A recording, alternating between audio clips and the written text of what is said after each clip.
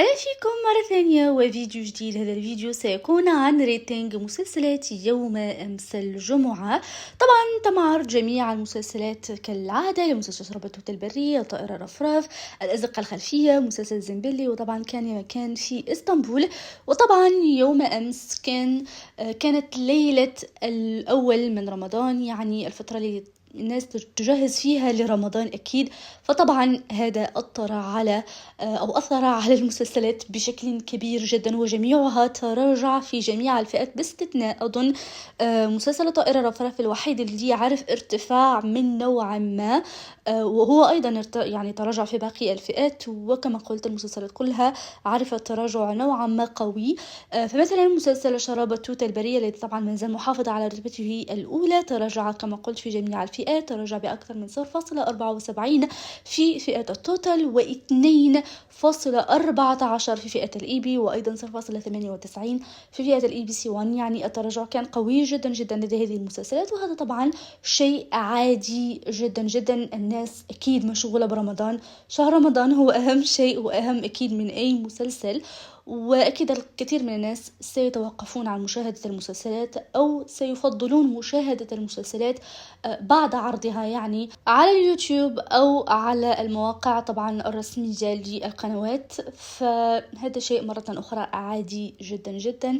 لا أظن أنهم سيقومون بتوقيف ولا مسلسل حتى لو تراجع بشكل كبير في هذه الفترة بالضبط، إلا لو كان يعني التراجع كان صعب والخسائر كانت كبيرة جدا على القناة. عموما بالنسبة لحلقة مسلسل شرب التوت البري التي عرضت يوم أمس، حصلت على ريتنج يعادل 8.43 و 9.31. طبعا النسبة ما زالت عالية جدا في الفئتين.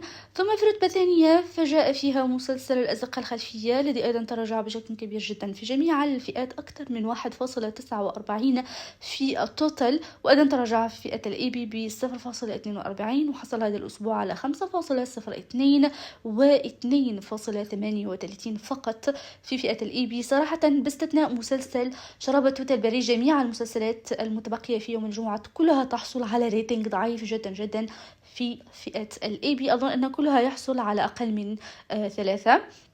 في الرتبة الثالثة فكانت لصالح مسلسل زنبلي الذي أيضا مرة أخرى تراجع في جميع الفئات، وحصلت الحلقة التاسعة على 3.37 و 1.66 في فئة الإيبي. ثم الرتبة الرابعة كانت لصالح مسلسل الطائر الرفراف الذي أيضا كما قلت تراجع في التوتال وفي فئة الإي بي سي 1، ولكن ارتفع ب 0.54 في فئة الإي بي ونسبة مشاهدة الإعلانات، ولكن حتى الارتفاع يعني لم يكن كافي لحصوله على نسبة جيدة في هذه الفئة، ما زالت تعتبر ضعيفة. وحصلت الحلقة الجديدة من المسلسل على 3.27 و 2.34 في فئة الإي بي.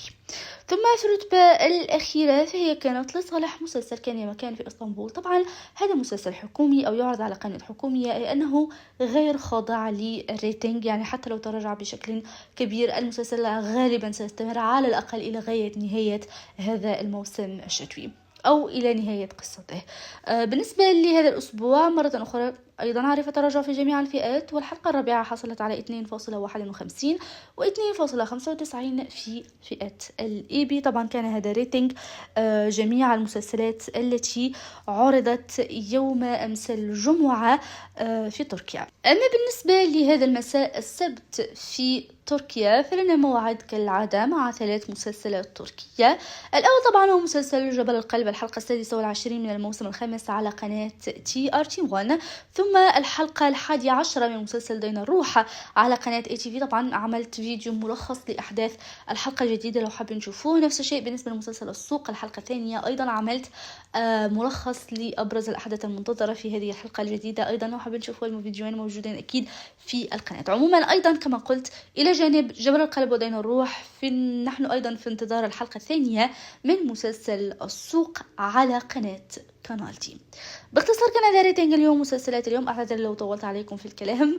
رمضان كريم واللهم بلغنا شهر جميعا يا رب. وطبعا أشوفكم في فيديو جديد. لا تنسوا تدخلوا لايك الفيديو، اشتركوا في القناة، فعلوا زر الجرس حتى يصلكم كل جديدنا. أشكركم على المشاهدة وأشوفكم في فيديو جديد. إلى اللقاء.